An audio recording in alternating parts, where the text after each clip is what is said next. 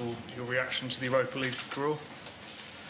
It's a bad draw in every aspect. It's far and it's difficult. It's far and comes in a bad period for us. It's difficult because they are a very difficult team. They had a very good Champions League campaign. They beat Ajax and Anderlecht in the playoffs, and then in the group phase, they had obviously a very difficult group with Bayern and Atletico, and they managed important results against them. They beat Bayern, they drew Atletico, they got the third position, leaving PSV out. I know the manager well. I played against him when he was in Rubin Kazan and I was in Inter. And the team is really difficult, very defensive, very physical. So, a bad draw, but after Southampton and after Bournemouth, we focus on it and we go for it. What's the team news for this game? Will Henrik and Michael be available? Phil Jones? Michael available. Michael available. Clever, experienced.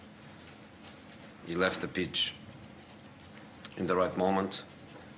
So Michael available. Mkhitaryan out. And Jones, let's see and decide tomorrow. If you win this game, you'll be the first Manchester United manager to win a trophy in their first season. Does these things mean anything to you, or is it just another trophy of which you've won many? You know, first of all, you are right. If is a big thing in football. But I think is more important the club than myself, and I have so many good things in my career that I wouldn't be influenced by a little detail. The important thing is the club, and obviously the club won a trophy last season. Let's try to win another one this season, plus the quality and the dimension of our football, which is very important, and I realize that by the fans' reaction, that is very important. Their happiness is very important. Their connection, their empathy with the way the team plays. So, would be good for the group. Would be good for the club. Would be also good for me, obviously.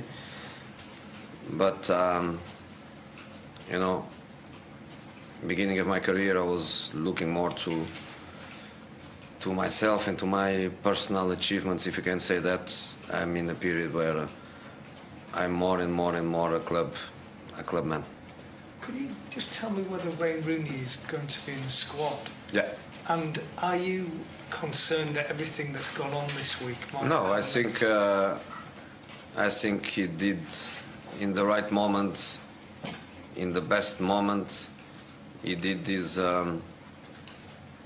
declaration, his statement. I told you, I think, in the last press conference that the questions you were asking me were questions for him.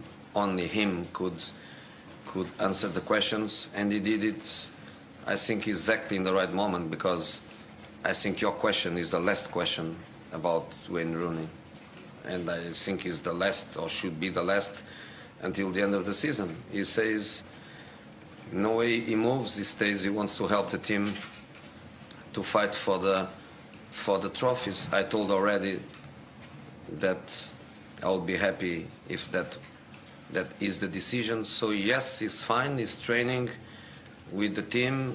He was not selected to Saint-Etienne because he was not ready to play, but he was ready to have one more important training session, and no doubts he's involved in the game. Jose, we've seen your Instagram post today, of course, about Claudio Ranieri, but can you put into words your reaction to his sacking? You know, my words is my shirt with his name, is my little homage to somebody that wrote the most beautiful history of the Premier League, somebody that probably would deserve the Leicester Stadium to be named Claudio Ranieri, and dissect. So I think Leicester made history 2 years in a row. 1 year because they did the most beautiful thing in the Premier League and one of the most beautiful histories in football history. And now they are also in the highlights with the decision that I think has everyone in football united, because it's something very, very difficult to accept, but at the same time it's good for all of us to realize how football is at the time, and we need to adapt. We need to adapt to it. I thought last season, when I was sacked as a champion, I thought was a giant negative thing. Now I realize that was peanuts compared with what happened to Claudio. So my Instagram was a little homage. My shirt is another one. And I don't think he needs more homages, because nobody can delete what he did. And if some of the stories that I'm reading are true or have just a little bit of true, it's difficult to find words to justify that, but it's also something that we managers, we have to be ready to cope with. You mean there's always about the players, Jose? Yes. Yeah. Yes.